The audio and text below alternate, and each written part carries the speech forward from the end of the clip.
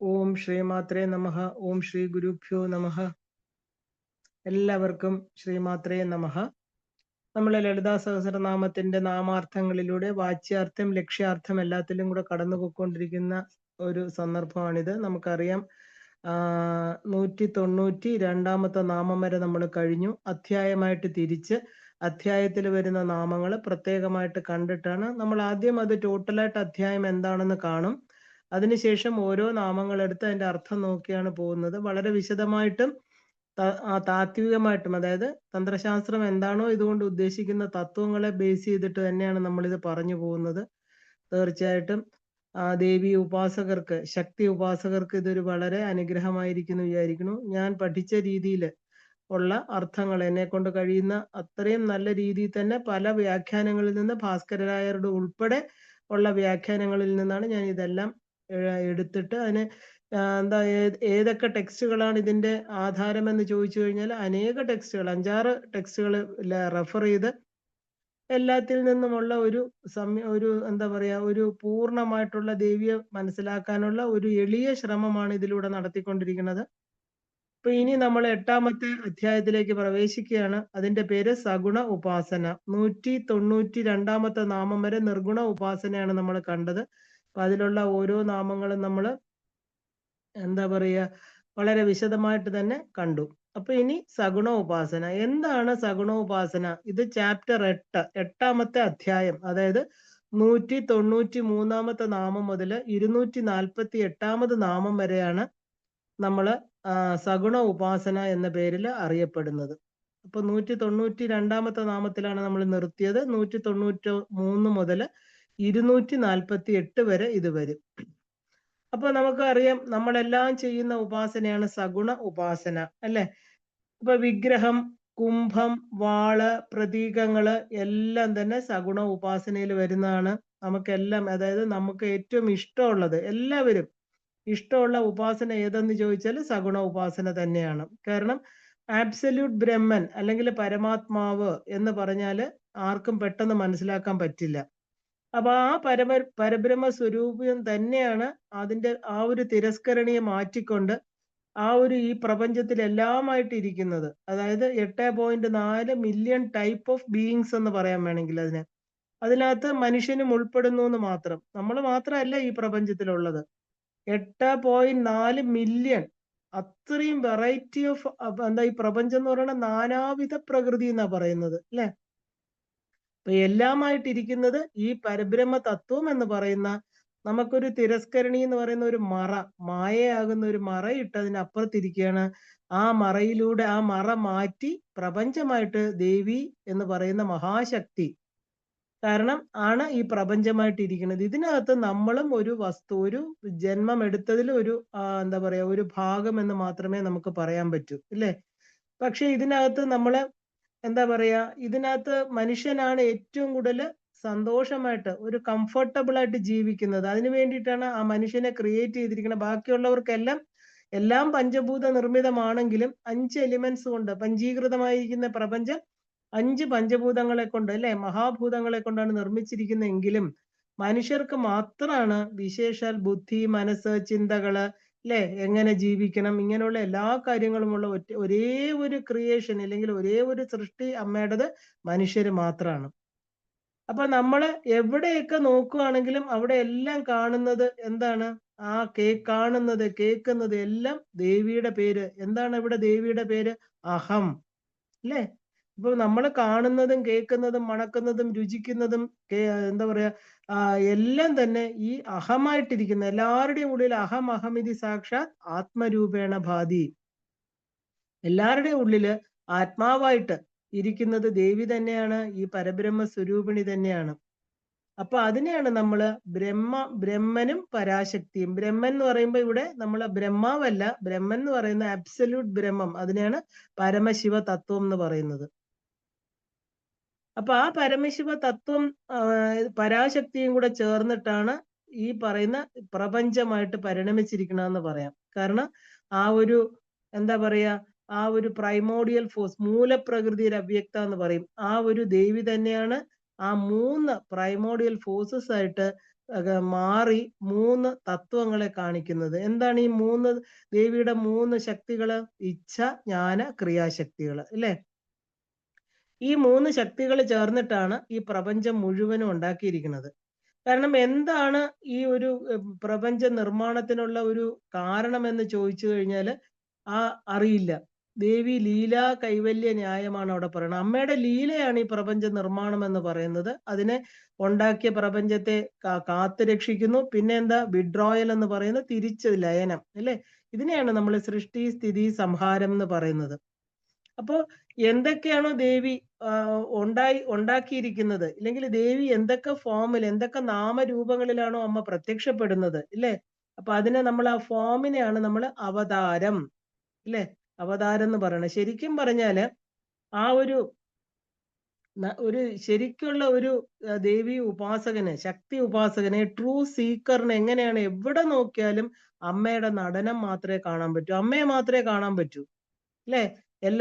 എല്ലാത്തിലും അമ്മ മാത്രമാണ്. സോ ഇത് ശരിക്കും പറഞ്ഞാല് ഇതാണ് ഈ സഗുണോപാസന എന്ന് പറയുന്നതിന്റെ ആബ്സല്യൂട്ട് എസെൻസ് എന്ന് പറയുന്നത്. നമ്മൾ എല്ലാത്തിലും അമ്മയെ കാണുക. ഭഗവാൻ ഭഗവത്ഗീതയിൽ പറഞ്ഞ പോലെ മത്ത പരതരം ന അന്യത് കിഞ്ചിതസ്തി ധനഞ്ജയ, ഞാനല്ലാതെ ഇവിടെ ഒന്നുമില്ല, എല്ലാം ഞാൻ പല നാമരൂപത്തിലൂടെ ഇരിക്കുന്നു. അപ്പോ ഈ ശരിക്കും സഗുണം എന്ന് പറഞ്ഞാൽ എന്താണ് എന്ന് ചോദിച്ചാൽ ഗുണമുള്ളത് അല്ലേ? കാണാൻ പറ്റുന്നത്, വ്യാഖ്യാനിക്കാൻ പറ്റുന്നത് എന്ന് നമുക്ക് പറയാം. അപ്പോ സ എന്നാൽ ജീവൻ, അങ്ങനെ നമുക്ക് അർത്ഥം എടുക്കാം. ഗുണം ശരിക്കും പറഞ്ഞാൽ ആ ഒരു ഗുണം എന്ന് പറഞ്ഞാൽ ക്വാളിറ്റീസ് എന്ന് പറയാം. ഇപ്പൊ ജീവനുള്ള എന്തും നമുക്ക് സഗുണമാണ് അല്ലേ? ഇപ്പൊ ജീവനുള്ള ആ ഒരു ജീവൻ ഉണ്ട് എന്നുള്ള പൊരുളും എല്ലാം തന്നെ എന്താണ്? ശരിക്കും പറഞ്ഞാല് സഗുണം തന്നെയാണ്. കാണാൻ പറ്റുന്നു, കേൾക്കാൻ പറ്റുന്നു, മണക്കാൻ പറ്റുന്നു, സ്പർശിക്കാൻ പറ്റുന്നു. ഏത് കാര്യം എടുത്താലും നമുക്ക് ഇതെല്ലാം ചെയ്യാൻ പറ്റും.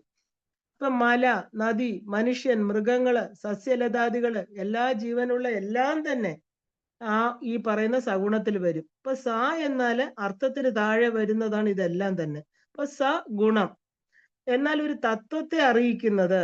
അപ്പൊ പരം, അപരം, പരാപരം എന്നിങ്ങനെ 3 രൂപത്തിലിരിക്കുന്നു ഇത്. പരം എന്നാൽ പരമേശ്വരൻ, അപരം എന്നാൽ പരാശക്തി, ഇപ്പൊ പരാപരം എന്നാൽ ശിവശക്തി ഐക്യ രൂപം. അപ്പൊ ഇത് 3ഉം എന്താണ്? വ്യക്തമാണ്. ഇനി അവ്യക്തം എന്ന് പറഞ്ഞാൽ എന്താണ്? അതിനെ നമ്മൾ സൂക്ഷ്മം എന്നാ പറയുക. ഇപ്പൊ വ്യക്താവ്യക്തം, വ്യക്തവും അവ്യക്തവും. വ്യക്തമാണ് എന്നാ എന്താ പറയാ? വ്യക്തവുമല്ല അവ്യക്തവുമല്ല, ഇങ്ങനെ വേണമെങ്കിൽ പറയാം. രണ്ടും കൂടി ചേർന്നത് 3 വ്യക്തം. അപ്പൊ ഇങ്ങനെ നോക്കുമ്പോൾ നമ്മൾ സഗുണം എന്ന് പറഞ്ഞാൽ കാണാൻ പറ്റുന്നതെന്ന് കണ്ടു. പരബ്രഹ്മം പല നാമരൂപത്തില് വ്യാഖ്യാനം ചെയ്യപ്പെടുന്നുണ്ട്. മഹർഷിമാർ ഈശ്വരന്റെ ആ അറിവിനെ തരുന്നവരാണ്.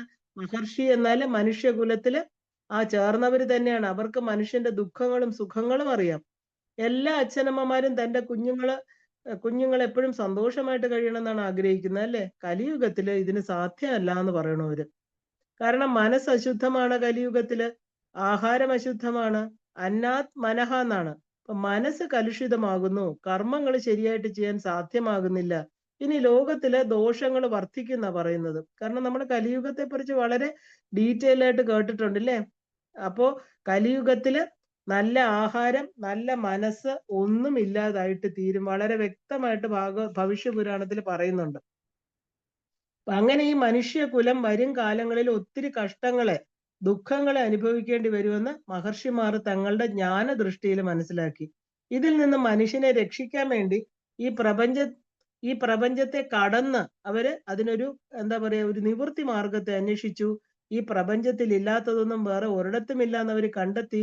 അതുകൊണ്ട് ഇവിടെ തന്നെ അതിനുള്ള പരിഹാരവും കണ്ടുപിടിക്കണം എന്നവര് തീരുമാനിച്ചു. ഒരു മനുഷ്യനെ കുറിച്ച് ചിന്തിച്ചപ്പോൾ അവന് 6 ചക്രങ്ങൾ ഉണ്ടെന്ന് കണ്ടെത്തി. 6 വീലുള്ള ഒരു ചക്രം അല്ലെ? പക്ഷെ അതിനെയാണ് നമ്മൾ ഷഠാധാര ചക്രം എന്ന് പറയുന്നത്. അപ്പൊ ഈ ഷഠാധാര ചക്രം എന്ന ചക്രത്തിലാണ് മനുഷ്യന്റെ ശരീരം ഓടുന്നത്. അപ്പൊ സാധാരണ എല്ലാ വണ്ടികൾക്കും വീല് ഉണ്ട് അല്ലേ? അപ്പൊ ആ വീലുകൾ എന്ന് പറഞ്ഞാൽ എന്താ? ആ ഒരു വണ്ടിയെ ചലിക്കാൻ സഹായിക്കുന്നവയാണ്. അപ്പൊ അതുപോലെ മനുഷ്യ ശരീരത്തില് ഈ 6 ചക്രങ്ങളുണ്ട്. അപ്പൊ ആ മനുഷ്യ ശരീരത്തിലെ ചക്രത്തിന് പല സൈസുള്ള വീലുകളാണ് പറഞ്ഞിരിക്കുന്നത്. എന്തൊക്കെയാണത്? മൂലാധാരം 4, സ്വാധിഷ്ഠാനം 6, മണിപൂരകം 10, അനാഹതം 12, വിശുദ്ധി 16 ആജ്ഞ 2. ഇത്രയും വീലുകളാണ് മനുഷ്യ ശരീരത്തിൽ ഇരിക്കുന്ന ആ ഒരു ചക്രങ്ങൾക്ക് പറഞ്ഞിരിക്കുന്നത്. ഇപ്പൊ ജീവിതം എന്ന് പറഞ്ഞാല് എന്താണ്? ഈ വണ്ടി കയറി ഇറങ്ങി ഓടിക്കൊണ്ടേ ഇരിക്കുന്നതാണ്. ഇത് എങ്ങനെയാണ് ഇത് ഓടുന്നതെന്ന് ചോദിച്ചാല് ഇതിന്റെ എനർജി അല്ലെങ്കിൽ ഇതിന്റെ പെട്രോൾ വേണം അല്ലെ? വണ്ടിക്ക് ഇന്ധനം വേണം ഓടാനായിട്ട്. അപ്പൊ അതിനുള്ള എനർജി, അത് ആ ഒരു ഇന്ധനം, അതായത് അത് എവിടെ നിന്നാണ് ഈ മനുഷ്യ ശരീരത്തിന് കിട്ടുന്നതെന്ന് ചോദിച്ചാൽ ഇതിന്റെ 8th ഡയമെൻഷനിൽ നിന്നാണ് ഇത് വരുന്നത്. അപ്പൊ നമ്മൾ 3rd ഡയമെൻഷനിൽ ഇരിക്കുന്നവരാണ്. മൂന്നാമത്തെ ത്രിമാനം ആണ് നമുക്ക് അറിയുന്നത് അല്ലെ? നമ്മൾ ശ്രീചക്രമൊക്കെ കണ്ട ത്രിമാനമാണ്, 3 ഡയമെൻഷനിൽ മേരുവാണ്. അപ്പൊ ഈ 3 ഡയമെൻഷനിൽ ഇരിക്കുന്ന നമുക്ക് സഹസ്രാരം എന്നത് പറയുന്നതിനെയാണ് നമ്മൾ 8th ഡയമെൻഷൻ എന്ന് പറയുന്നത്. അപ്പൊ ഇവിടെ ഒരു ജ്യോതി സദാ ജ്വലിച്ചുകൊണ്ടിരിക്കണം എന്ന് പറയണു. സപ്തവർണ്ണങ്ങളുള്ള ജ്യോതിയാണത്. ഇത് 2 സഹസ്രാര പത്മത്തിന് മുകളിലാണ്. ഇതിനെയാണ് നമ്മൾ 8th ഡയമെൻഷൻ എന്ന് പറയുന്നത്. ഇപ്പൊ നമ്മൾ 7th ഡയമെൻഷൻ എന്നൊക്കെ കേട്ടിട്ടുണ്ട്, 6, 7 ഒക്കെ കേട്ടിട്ടുണ്ട് അല്ലെ? അപ്പൊ ഇവിടെ നിന്നും എന്താ പറയാ, ഇവിടെ നിന്ന് നമ്മുടെ ശരീരത്തിന് എനർജി കിട്ടുന്നത് ഈ പോയിന്റിൽ നിന്നാണെന്ന് പറയുന്നു. ഇപ്പൊ സഹസ്രാര ചക്രത്തിന് മേലെ 8ാമത് ചക്രം, അതിനു മുകളിൽ 9ാമത്തെ ചക്രവും ഉണ്ട്. ഇപ്പൊ 2 വർണ്ണങ്ങള് ആണ് ഇവിടെ പ്രധാനമായിട്ട് പറയുന്നത്. ഒന്ന് നീലം, നീല നിറം, ഒന്ന് രക്തവർണം. അപ്പൊ നീലം എന്ന് പറയുന്നത് പരമാത്മാവിന്റെ നിറമാണ്. അതിനെയാണ് നീലവർണം, നീല കണ്ഠൻ എന്നൊക്കെ നമ്മൾ പറയണു ഇല്ലേ? നീലമേനി, നീലമേഘ ശ്യാമളം, ഭഗവാൻ കൃഷ്ണന്റെ പേര് പറയുന്ന കാളി നീല നിറമാണ്. അപ്പൊ ഈ നിറം കാലത്ത് 4 മണി മുതൽ 5 മണി വരെയാണ് ഉണ്ടായിരിക്കുന്നത്. അത് കഴിഞ്ഞ് എന്തായിട്ട് മാറും? അത് രക്തവർണം. അപ്പൊ ആരക്തവർണം, അപ്പൊ ആ ഒരു കമ്പാഷനേറ്റ് കളറാണ് എന്ന് പറയുന്നതാണ് ആ രക്തവർണം, ചുവപ്പ് അല്ലെ? ഇപ്പൊ രക്തപുഷ്പം, രക്താംബരം, ഈ നീലയും രക്തവർണവും മിക്സ് ചെയ്ത് വരുമ്പോൾ അതിനെ ഒരു വയലറ്റ് കളറായിട്ട് മാറും.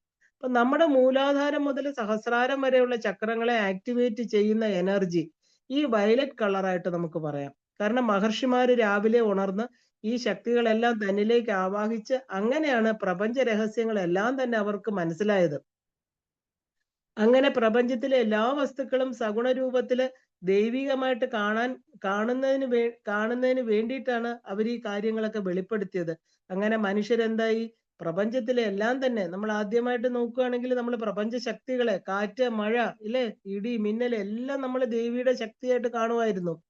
അപ്പൊ അങ്ങനെ ഈ ശക്തി എല്ലാറ്റിലും, എറുമ്പ് മുതൽ ബ്രഹ്മാവ് വരെ, എല്ലാ പക്ഷി, നദി, പർവ്വതങ്ങളെ എല്ലാറ്റിലും ഈ ശക്തിയെ കണ്ടു. അപ്പൊ എന്നിൽ നിന്ന് ആണോ ഇതെല്ലാം വന്നത് ഇല്ലേ? ആ ഒരു അത് തന്നെയാണ് ഇത്. കാരണം എന്നിലുള്ള ശക്തി തന്നെയാണ് ബാക്കിയുള്ള എല്ലാത്തിലും പ്രവർത്തിക്കുന്നതെന്ന് അവർ മനസ്സിലാക്കി. ഇപ്പൊ ബ്രഹ്മം എന്നത് അവൻ ഇവൻ എന്നുള്ളതല്ല, നിഷ്കളമാണ്. ഇപ്പൊ നിഷ്കളം എന്ന് പറഞ്ഞാൽ എന്താ?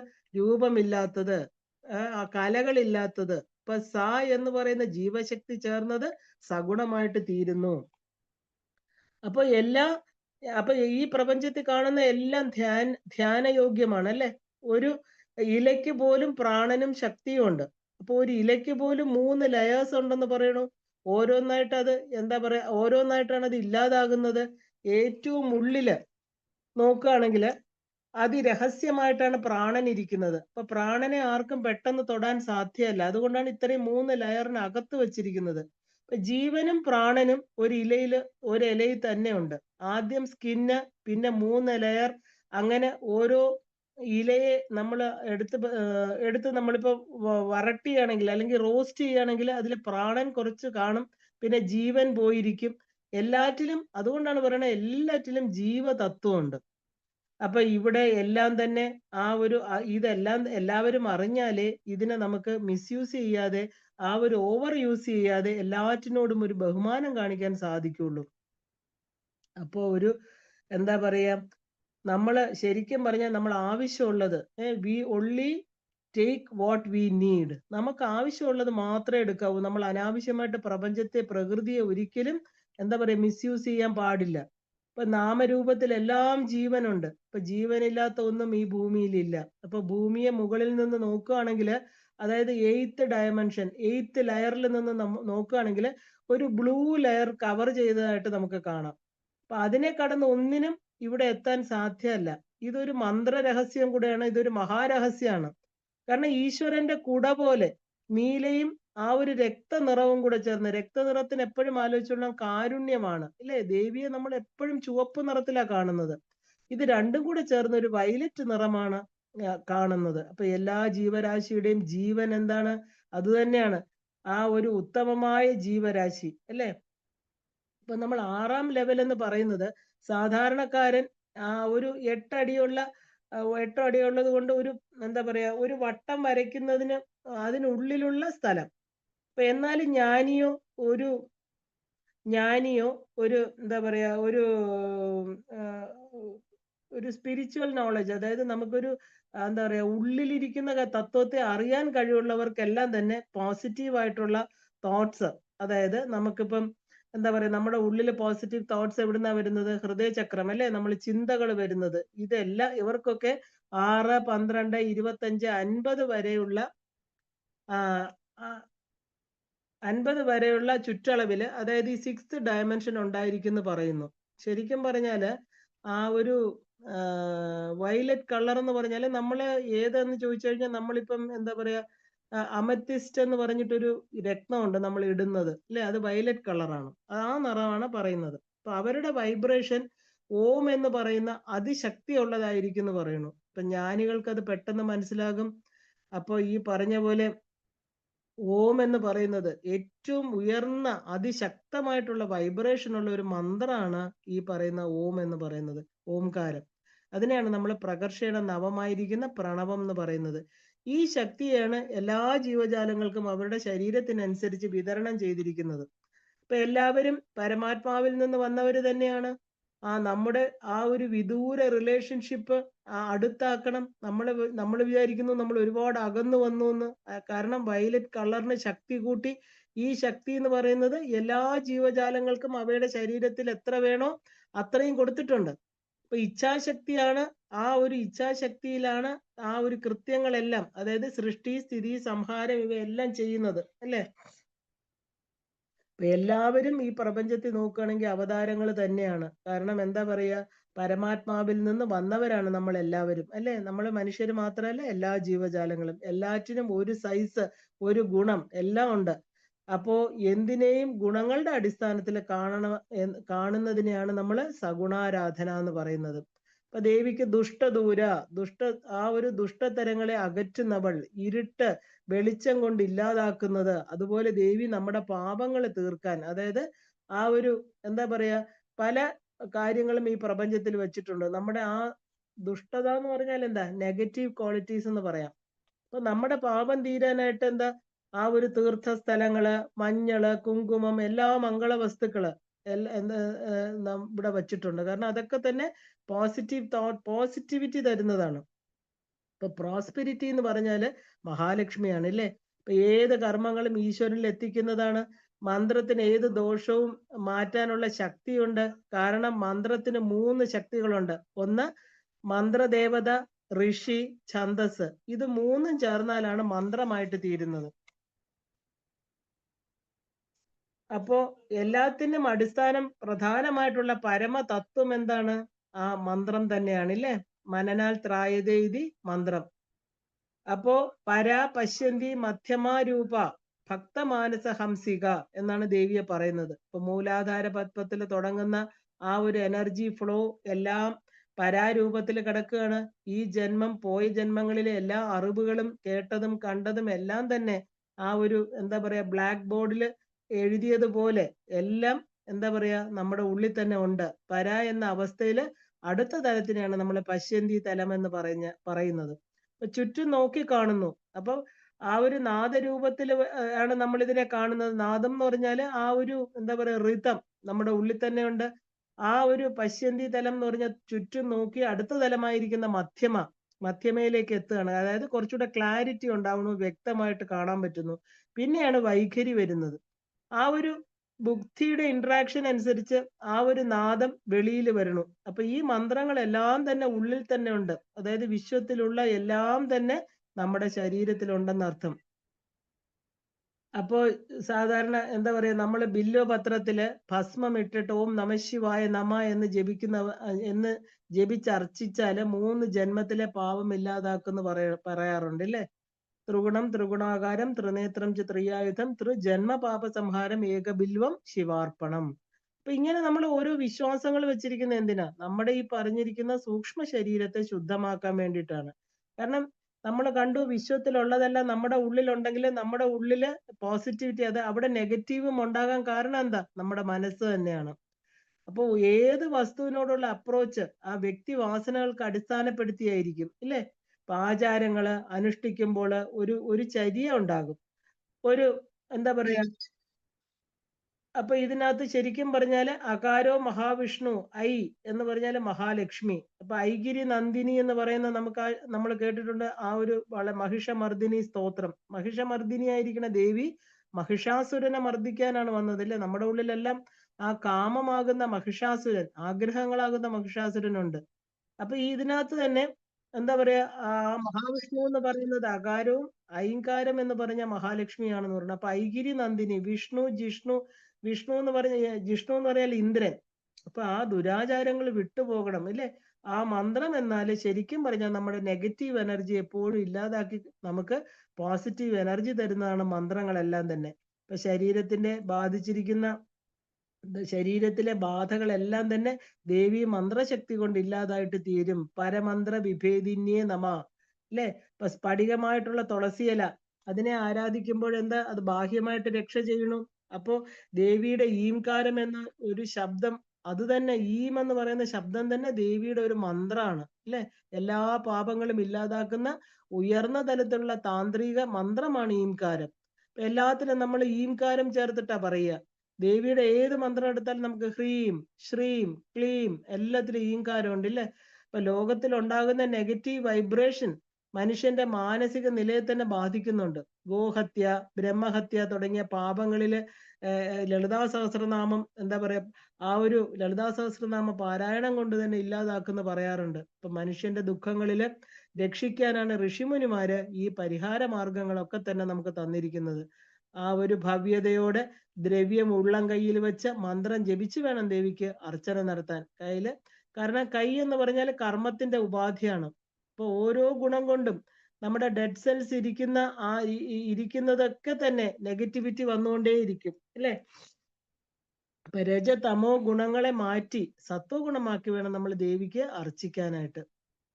അപ്പോ ആചാരപ്രഥമോ ധർമ്മ എന്ന് പറയാറുണ്ട്. ധർമ്മം ജീവിതത്തിലെ ദോഷങ്ങൾ ഇല്ലാതാക്കും. ധാർമ്മികമായിട്ട് ജീവിക്കണം. നമ്മൾ പുരുഷാർത്ഥങ്ങളിൽ ആദ്യം പറഞ്ഞിരിക്കുന്ന ധർമ്മമാണ്, പിന്നെയാണ് ബാക്കി എല്ലാം പറഞ്ഞിരിക്കുന്നത്, അല്ലെ? ഇപ്പൊ പരാശക്തി എന്ന് പറഞ്ഞാല് പരാശക്തിക്ക് സമമായിട്ട് ഇവിടെ വേറെ ആരുമില്ല, ഒന്നുമില്ല, സമാനാധിക വർജിത. അപ്പൊ തനിക്ക് സമമായിട്ട് ആരുമില്ലാത്ത അവസ്ഥ. പഞ്ച ഐക്യ അനുസന്ധാനം എന്ന് പറയുന്നതാണ് ഇതിന്റെ ആ ഒരു ബേസിക് തത്വം. കാരണം ഒന്ന് തന്നിൽ ഉള്ള അതിനെ ആ ഒരു ഉള്ള വിശ്വാസം, പിന്നെ തന്റെ ഇഷ്ടദേവത, മൂന്നാമത് ദേവതയുടെ മന്ത്രം, നാലാമത് ദേവതയുടെ യന്ത്രം, അഞ്ചാമത് ഗുരു. അപ്പൊ ഇത് ഡെയിലി ചെയ്യുന്ന ഒരു വ്യക്തി ബ്രഹ്മസ്വരൂപമായിട്ട് തീരും, ഉറപ്പാണ്. ദേവി ഉപാസനയിൽ ഇത് വളരെ അടിവരയിട്ട് പറയുന്നുണ്ട്.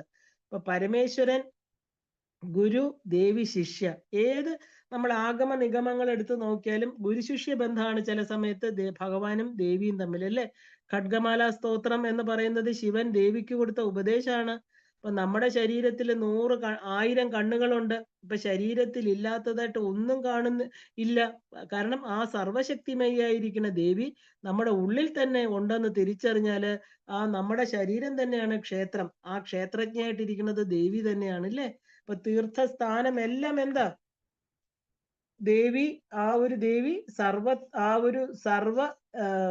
ശാപങ്ങള്, സർവ പാപങ്ങളെ ആ ഒരു എന്താ പറയാ ഇല്ലാതാക്കിക്കൊണ്ട് നമ്മുടെ സർവാശ പരിപൂരക ചക്രസ്വാമിന്യെ നമ എന്ന് പറയും. നമ്മുടെ ആശകളെ എല്ലാം പൂർത്തീകരിച്ചു തരുന്ന ഭഗവതി ചക്രവർത്തിനിയാണ് ദേവി, ഇല്ലേ?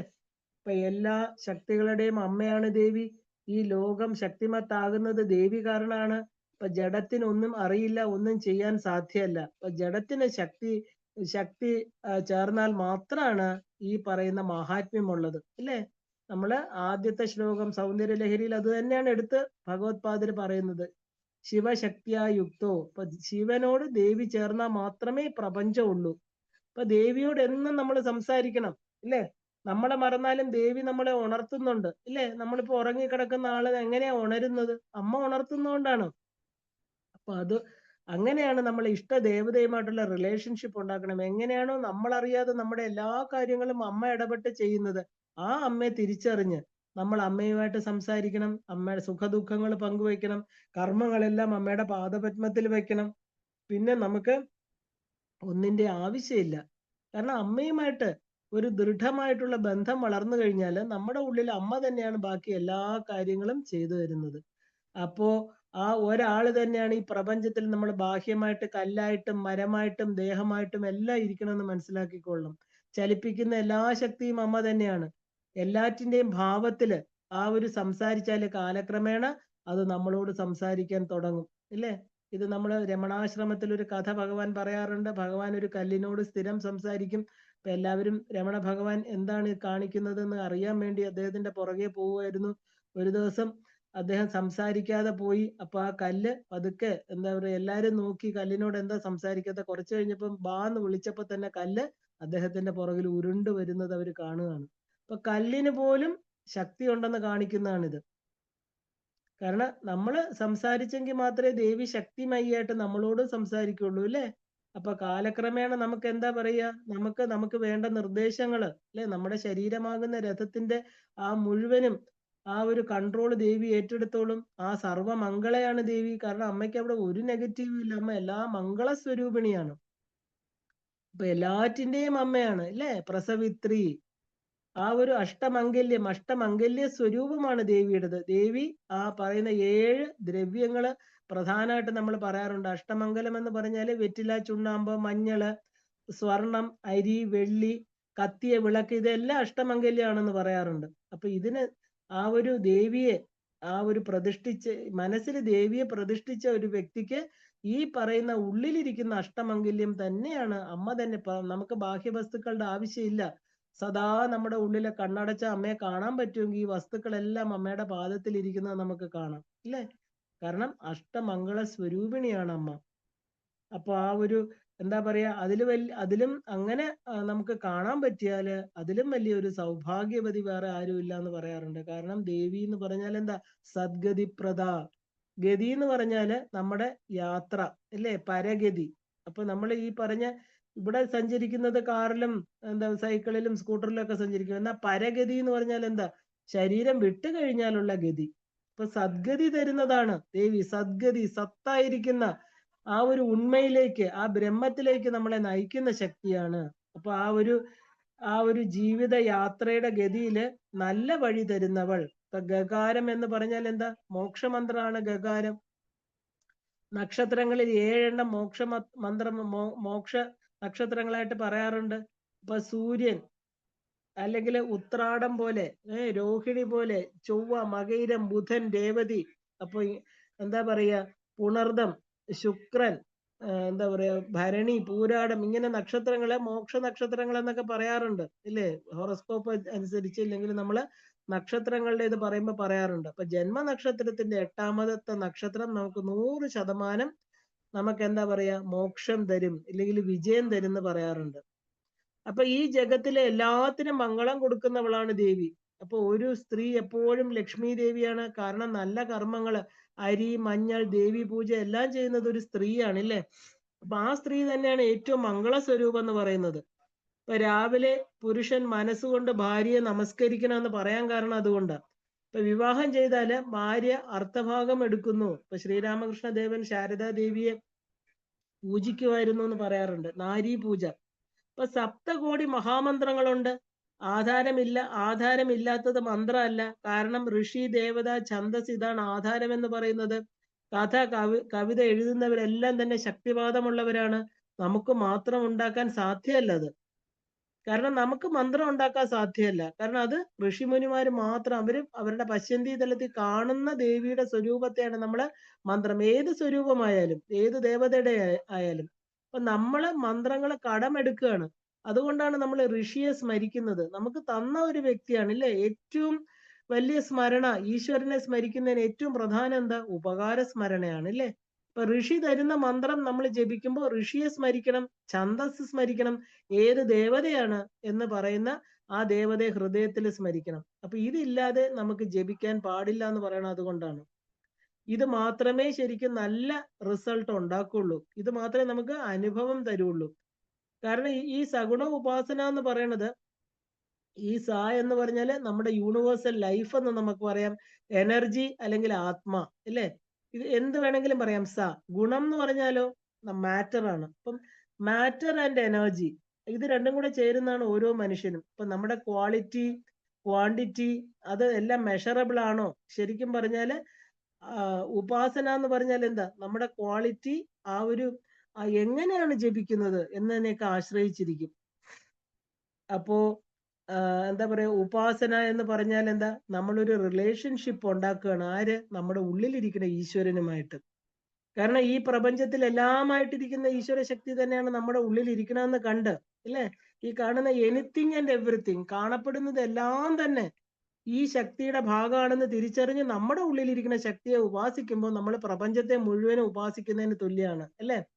ശരിക്കും പറഞ്ഞാൽ നമ്മൾ എപ്പോഴാണോ പരമാത്മാവിനെ നമ്മുടെ ഡിവൈൻ മദർ, അല്ലെ, ജഗദംബികയായിട്ട്, നമ്മുടെ അമ്മയായിട്ട്, അല്ലെ, ഈ ജഗത്തിന്റെ മുഴുവൻ അമ്മയായിട്ട് കാണുന്നത്, അപ്പോഴാണ് ശരിക്കും പറഞ്ഞാല് നമ്മള് കറക്റ്റ് ട്രാക്ക്, അല്ലെങ്കിൽ ആ വിശ്വമാതൃത്വം അംഗീകരിക്കുമ്പോൾ മാത്രമാണ് എന്താ പറയാ, നമ്മള് ഈ പ്രപഞ്ചത്തിലെ ഒരു കണ്ണിയായിട്ട് തീരുന്നത്. അതുവരെ നമ്മൾ വിചാരിക്കും നമ്മൾ സെപ്പറേറ്റ് ആണെന്നല്ലേ.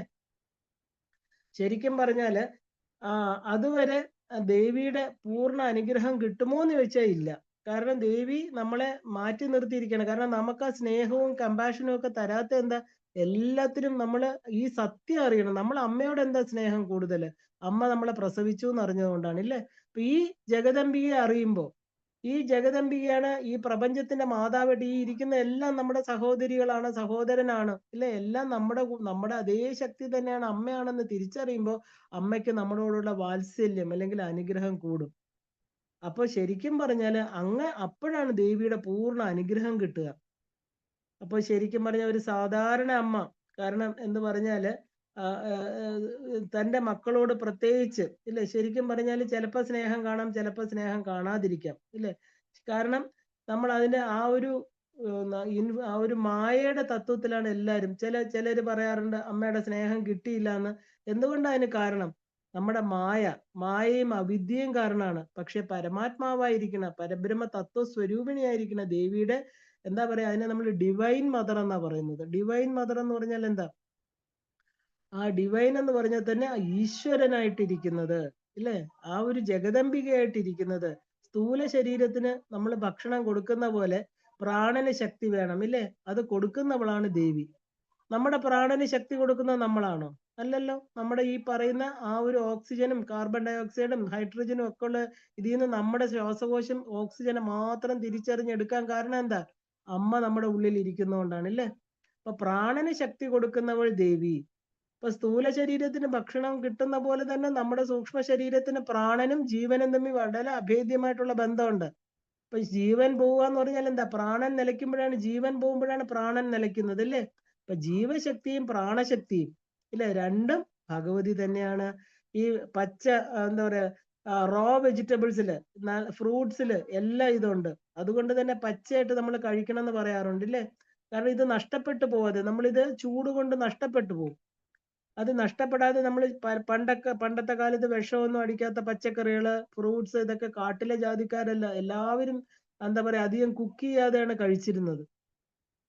എന്താ പറയാ, ഇതിനകത്തുള്ള ആ ജീവശക്തി നഷ്ടപ്പെടാതിരിക്കുന്നത്. അപ്പൊ സഗുണം എന്ന് പറഞ്ഞാല് നാമരൂപങ്ങളാണ്. അപ്പൊ നമ്മള് ശരിക്കും പറഞ്ഞ നാമരൂപത്തിൽ എന്താ ഉള്ളത് നമുക്ക് കാണാം. ശബ്ദ സ്പർശ രൂപ രസഗന്ധങ്ങൾ, അല്ലേ? കാണാന്, ടേസ്റ്റ് ചെയ്യാന്, മണക്കാന്, എന്താ പറയാ, കേൾക്കാൻ സാധിക്കുക. ഇപ്പം സത്വം, രജസ്, തമസ്. അപ്പൊ ഇതിന്റെ ബേസ് ചെയ്തിട്ടാണ് എല്ലാം ഉണ്ടാകുന്നത്. കാരണം ഇതിനെയാണ് നമ്മള് ലിമിറ്റേഷൻസ് എന്ന് പറയുന്നത്. ലിമിറ്റേഷൻ എന്ന് പറഞ്ഞാൽ എന്താ, എല്ലായിടത്തും നിഷ്കളമായിരിക്കുന്ന ബ്രഹ്മത്തെ ലിമിറ്റ് ചെയ്യുന്ന 3 ഗുണങ്ങളാണ് സത്വരജസ് തമോ ഗുണങ്ങൾ. ഇപ്പൊ ഗുണം എന്ന് പറഞ്ഞാൽ ശരിക്കും അതിന് ലിമിറ്റേഷൻ തന്നെ നമ്മൾ കാണണം. ഇപ്പൊ ഈശ്വരനെ സഗുണമായിട്ട് കാണുന്നെങ്കിൽ ഈശ്വരൻ ലിമിറ്റഡ് ആയിട്ട് ആണ് നമ്മൾ കാണുന്നതെന്ന് അർത്ഥം. അപ്പൊ ശരിക്കും പറഞ്ഞാല് ആ ഒരു എന്താ പറയാ, ദേവി ഉപാസനയില് ആ ഒരു സീക്കർ എന്ന് പറയുന്ന ആ ഒരു അറിവിന് വേണ്ടി ദാഹിക്കുന്ന ഒരു ഉപാസകൻ ശരിക്കും പറഞ്ഞാല് നമ്മള് നാമരൂപങ്ങളെ എല്ലാം തന്നെ ഈ പ്രപഞ്ചത്തിലെ എല്ലാറ്റിനെയും അമ്മയായിട്ട് കണ്ട് വീണ് വീണ് നമസ്കരിക്കണം എന്നാ പറയുന്നത്. കാരണം അപ്പോൾ മാത്രമേ ഈ ദേവി നമ്മളെ ആ ഒരു ഓരോ കാണപ്പെടുന്ന വസ്തുവും ദേവിയാണെന്ന ആ തിരിച്ചറിവ്, അപ്പോഴാണ് ദേവി നമ്മളെ മകളായിട്ടോ മകനായിട്ടോ അക്സെപ്റ്റ് ചെയ്യുന്നത്.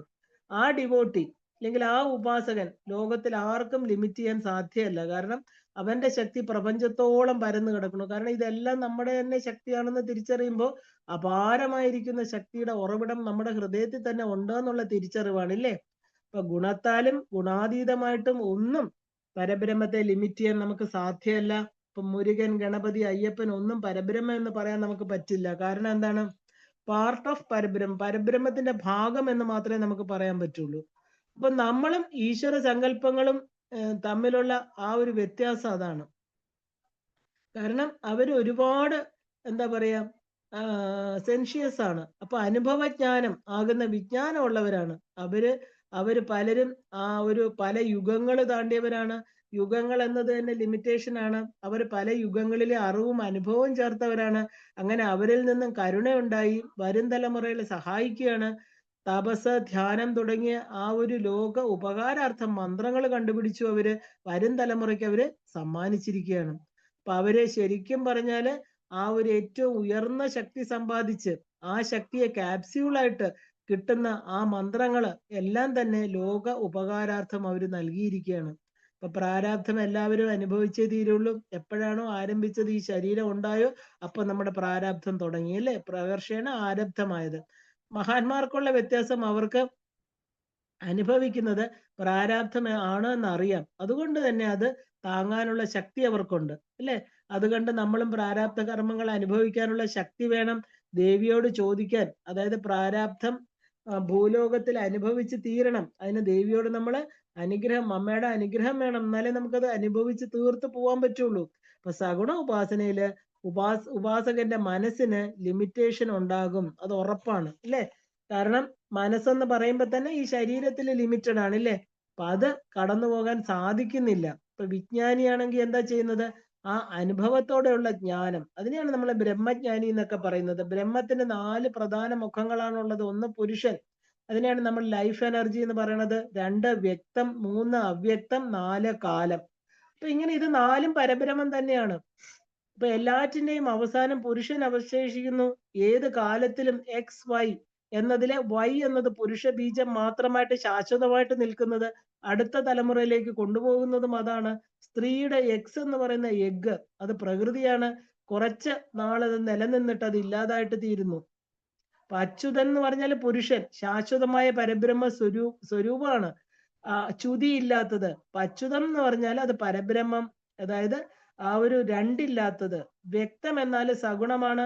ആ ഒരു ലിമിറ്റേഷൻ, ലിമിറ്റഡ് റൗണ്ട് അല്ലെങ്കിൽ സ്ക്വയർ ഏത് രൂപത്തിലും കാണുന്നത്, അല്ലെ? പഞ്ചമുഖം, ചതുർഭുജം, അപ്പൊ ഉപവീതമിട്ട് ഇങ്ങനെയൊക്കെയുള്ള ഗുണരൂപം, അതെല്ലാം ലിമിറ്റേഷൻസ് ആണ്. മൂന്നാമത്തത് അവ്യക്തമാണ്, ഒന്നും വ്യക്തമല്ലാത്തത്. 4 കാലം എന്ന് നമ്മൾ കണ്ടു. കാലം എന്ന് പറഞ്ഞാൽ എന്താ? അനുസ്യൂതം ഒഴുകിക്കൊണ്ടിരിക്കുന്നു. നമ്മൾ കാലത്തെ അറിയുന്നത് എങ്ങനെയാ? നമ്മുടെ ശരീരത്തിൽ വരുന്ന മാറ്റങ്ങൾ കൊണ്ട് മാത്രമേ നമുക്ക് കാലത്തിനെ അറിയാൻ പറ്റൂ. സൂര്യൻ ഉദിക്കുന്നു, അസ്തമിക്കുന്നു, കാലം പോകുന്നത് നമ്മൾ അറിയുന്നില്ല എന്ന് വേണമെങ്കിൽ പറയാം. അതിനെ അളക്കാൻ തുടങ്ങുമ്പോൾ തന്നെ സൃഷ്ടി ആരംഭിക്കും. അപ്പൊ കാലത്തെ അളക്കുന്നത് ആ മഹാപ്രളയത്തിന് ശേഷം ഭഗവാൻ തന്റെ 2 കണ്ണുകളിലും സൂര്യനെയും ചന്ദ്രനെയും അതായത് സൃഷ്ടി ആ ഒരു സൃഷ്ടിക്കും എന്നാണ് പറയുന്നത്. ഇത് രണ്ടും വന്നാലേ സൃഷ്ടി ആരംഭിക്കുന്നുള്ളൂ. അപ്പൊ ഈ നമ്മുടെ ആ ഒരു ശരീരത്തിലെ ഇട പിങ്കള നാടി വന്നാലേ സുഷുമ്ന നേരെ വരികയുള്ളൂ എന്നർത്ഥം. ഇപ്പൊ ദേവി എന്ന് പറഞ്ഞാൽ എന്താ? സവ്യാപസവ്യ മാർഗസ്ഥ, സർവ ആപത് നിവാരിണി. ഈ 2 ഭാഗവും നേരെ വന്നാലേ ഒരു ജീവന് ഉത്പത്തി ആകുന്നുള്ളൂ. അപ്പോ ആ ഒരു വിത്തിനെ മുളയ്ക്കാൻ ഭൂമിയും ആകാശവും വേണം, ഇല്ലേ? ഇപ്പൊ പുരുഷൻ വ്യക്തവും അവ്യക്തവും വേണം. എന്നാലേ കാലം എന്ന് പറയുന്ന ടൈം അവിടെ ഉണ്ടാകുന്നുള്ളൂ. ഇപ്പൊ ഇത് 4ഉം എന്താണ്? ആ ഒരു പെർമനന്റ് ആണ്. എല്ലാ വിധ മഹാമന്ത്രങ്ങളെ കൊണ്ടും ആരാധിക്കാൻ യോഗ്യത പരാശക്തിക്ക് മാത്രമേ ഉള്ളൂ. പരമാത്മ എന്നത് തത്വം, അതായത് പരമാത്മ ശക്തി. ത്വം എന്നത് ആ ഒരു ജീവാത്മ ശക്തി കൂടെയാണ്. ഇത് രണ്ടും ചേർന്നത് പരബ്രഹ്മം. ഇപ്പൊ പല ബ്രഹ്മാണ്ടങ്ങളിലെ പല നക്ഷത്രങ്ങളും ഗ്രഹങ്ങളും സഞ്ചരിച്ചു കൊണ്ടിരിക്കുന്നത് പോലെ ഈ ബ്രഹ്മാണ്ടത്തിലെ എല്ലാ ശക്തികളും ഓരോ പിണ്ടാണ്ടത്തിലും ചലിച്ചുകൊണ്ടേയിരിക്കുന്നു. അപ്പൊ അതില് സ്ഥാവര ജംഗമങ്ങളെല്ലാം ഉൾപ്പെടും. ഇതെല്ലാം തന്നെ വളരെ ടാഞ്ചിബിൾ ആണ്. നമുക്ക് കാണാം, തൊടാം, അനുഭവിക്കാനൊക്കെ സാധിക്കുന്നുണ്ട്. ഇപ്പൊ ഹാർഡ്വെയർ എന്ന് പറയാം നമുക്ക്. എന്നാൽ എല്ലാവരാലും പൂജ ചെയ്യുന്ന ഒരേ ഒരു ശക്തി എന്ന് പറയുന്നത് പരമാത്മ ശക്തിയായിരിക്കുന്ന പരാശക്തിയാണ്. ഇപ്പൊ ജ്ഞാനത്തിലെ പരമാത്മ, പൂജയിലെ പരാശക്തി, ഇങ്ങനെ ഉള്ള വ്യത്യാസം മാത്രമേ ഉള്ളൂ. ഇപ്പൊ സർവ്വ ജീവരാശിക്കും പൂജ ചെയ്യാൻ യോഗ്യത ഉള്ളവൾ ദേവി മാത്രമാണ്. ഇപ്പൊ മന്ത്രങ്ങളിലെ രാജ്ഞി എന്ന് പറയുന്നത് ഷോഡശാക്ഷരി മന്ത്രത്തെയാണ് അല്ലേ. ഇപ്പൊ പഞ്ചദശാക്ഷരി, ദ്വാദശാക്ഷരി, നവാക്ഷരി തുടങ്ങിയിട്ടുള്ള 7 ക്രോസ് അതായത് 70 മില്യൺ മഹാമന്ത്രങ്ങൾ ഉണ്ടെന്ന് പറയുന്നു. ഒരു വ്യക്തിക്ക് ഏറ്റവും കൂടുതലായിട്ട് 5000-ന് മേല് പഠിക്കാൻ പറ്റില്ല, സാധ്യമല്ല. കാരണം സപ്തകോടി മഹാമന്ത്രങ്ങളെയും ഒരു മന്ത്രത്തിൽ അടങ്ങിയിരിക്കുന്നു. ആ മന്ത്രത്തെയാണ് നമ്മള് എന്താ പറയാ, ശക്തി പ്രണവം എന്ന് പറയുന്ന ഹ്രീംകാരം അല്ലെങ്കിൽ ഓംകാരം. ഇത് രണ്ടും ഒന്ന് തന്നെയാണ്. ഓമും ഹ്രീമും തമ്മിൽ യാതൊരു വ്യത്യാസവും ഇല്ല. അകാര, ഉകാര, മകാരങ്ങൾ, അതിനെയാണ് നമ്മൾ ഓം എന്ന് പറയുന്നത്. ഹകാരം, രകാരം, ഈങ്കാരം, അതിനെ നമ്മൾ ഹ്രീംകാരം എന്ന് പറയുന്നു. ഇതാണ് ഹ്രീം രഹസ്യം. അപ്പൊ ഓം എന്ന് പറയുന്നത് പരസ്യമായത്, അത് എവിടെയും ജപിക്കാൻ പറ്റും. ആ ഒരു എന്താ പറയാ, ഗുഹ്യ സാധന ഉള്ളവർക്ക് മാത്രമുള്ള രഹസ്യ മന്ത്രത്തെയാണ് നമ്മൾ ഹ്രീംകാരം എന്ന് പറയുന്നത്. അപ്പോ നമ്മൾ ശരിക്കും പറഞ്ഞാൽ പകല് നമുക്ക് ഓം ജപിക്കാം, അതിന് ശക്തി ഉണ്ടെന്ന് പറയണു. രാത്രിയിൽ ഹ്രീം ജപിക്കാൻ പറയുന്നുണ്ട്. കാരണം ഏകമന്ത്രാക്ഷരി എന്ന് പറയുന്നത് ഓമാണ്. ഇപ്പൊ കാലത്ത് രാത്രി ഇല്ലേ, കാലത്ത് ഓംകാരം, രാത്രി ഹ്രീംകാരം. രാത്രി ഉപാസനയ്ക്ക് വലിയ ശക്തിയുണ്ട്. കാരണം സർവമന്ത്ര സ്വരൂപിണിയാണ് ദേവി. ഒരു പൂജയില് മന്ത്രം, യന്ത്രം, തന്ത്രം, ഇത് മൂന്നും പ്രധാനമാണ്. മന്ത്രം എന്നാല് ശബ്ദത്തിന്റെ ശക്തിയിൽ വിശ്വസിച്ച് നമ്മൾ ജപിക്കുന്നത്, ഇതിനെയാണ് നമ്മൾ മന്ത്രം എന്ന് പറയുന്നത്. തന്ത്രം എന്ന് പറഞ്ഞാൽ മുദ്ര എന്ന് പറയാം. കാരണം ഇതിന് എന്താ പറയാ, ഉപാസനയ്ക്ക് വളരെ അത്യാവശ്യമാണ് മുദ്രകള്, ആംഗ്യങ്ങള്. ഇതിനെയാണ് നമ്മൾ തന്ത്രം എന്ന് പറയുന്നത്. യന്ത്രം എന്ന് പറഞ്ഞാല് ശരീരത്തിലെ ചക്രങ്ങളെയാണ് നമ്മൾ യന്ത്രം, ഇല്ലെങ്കിൽ വെളിയിൽ വെച്ചിരിക്കുന്ന ഒരു ബാഹ്യ സഗുണോപാസനയിലെ യന്ത്രം ബാഹ്യത്തിൽ നമുക്ക് കാണാൻ പറ്റും. ശ്രീചക്രം യന്ത്രമാണ് ഇല്ലേ. അതേ സമയം ശരിക്കുള്ള യന്ത്രം നമ്മുടെ മനുഷ്യ ശരീരം തന്നെയാണ്. അപ്പൊ മനുഷ്യ ശരീരത്തിനെയാണ് യന്ത്രം എന്ന് പറയുന്നത്. അപ്പൊ അതിന് ഒരു പേര് നമ്മൾ ജീവാത്മ യന്ത്രം. നമ്മുടെ ശരീരം എന്ന് പറഞ്ഞാൽ ജീവാത്മാവ് ഇരിക്കുന്ന യന്ത്രം. അപ്പൊ ഇതിന്റെ നമ്മുടെ ജീവാത്മാവാണ് ഈ ശരീരത്തിന്റെ ഉടമസ്ഥൻ. ഈ ശരീരത്തെ പ്രവർത്തിപ്പിക്കുന്നത്, ഈ ശരീരത്തെ കൊണ്ടുപോകുന്നതെല്ലാം, പിന്നെ അവസാന കാലത്ത് ഉപേക്ഷിക്കുന്നതും ഈ പറയുന്ന ജീവാത്മാവ് തന്നെയാണ് അല്ലേ. അപ്പൊ മനുഷ്യ ശരീരത്തിനാണ് നമ്മൾ യന്ത്രം, ഇതിനെ ജീവാത്മ യന്ത്രം എന്ന് പറയുന്നത്. ഗുഹ്യ ഉപാസനയില് നമുക്കിത് മനസ്സിലാകും. തന്റെ ശരീരം മഹാചക്രമാണെന്നും അതിനുള്ളിലെ മന്ത്രരൂപത്തിൽ ഇതിനെ പ്രവർത്തിപ്പിക്കുന്ന ദേവതാ ശക്തിയായിരിക്കുന്ന എന്താ പറയാ, ശക്തി സ്വരൂപിണിയായിരിക്കുന്ന ലളിതാ മഹാത്രിപുര സുന്ദരി പല മന്ത്രങ്ങളിലൂടെ, പല ചക്രങ്ങളിൽ പലതായിട്ട് ഇരുന്നുകൊണ്ട് നമ്മുടെ ശരീരത്തെ പ്രവർത്തിപ്പിക്കുന്ന സത്യത്തെ നമുക്ക് അറിയാൻ സാധിക്കും. ഇത് ഉപാസനയിലൂടെ ഏറ്റവും ഡീപ്പായിട്ട് അറിയേണ്ട, അല്ലെ, ഗുഹ്യമായിട്ട് അറിയേണ്ട കാര്യമാണ്. അപ്പൊ അത് തന്നെയാണ്, ഈ അറിവിനെ തന്നെയാണ് നമ്മൾ മോക്ഷം.